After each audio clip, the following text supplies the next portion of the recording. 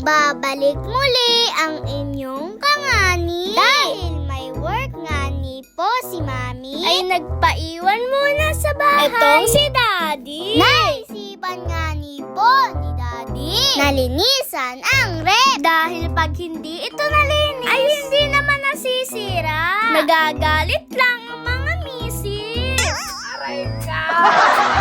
Gumamit nga ni po kami ng mabilis na paraan ng paglilinis. Mabilis nga ni po pala. Pag ganito ang padali, abay ihahagis mo lang. Ay ayos na nga ni. Kapag makalat ka nga pala, Ay ganito ang gawin mo. para hindi na mag-ingay ang nanay mo.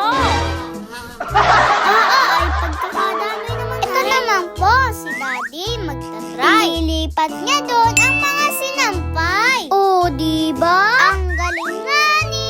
Isang pitik mula ay tiklop na. O, Daddy, iligay mo na sa lalagyan. At ikaw din naman ang maglalagay niyan.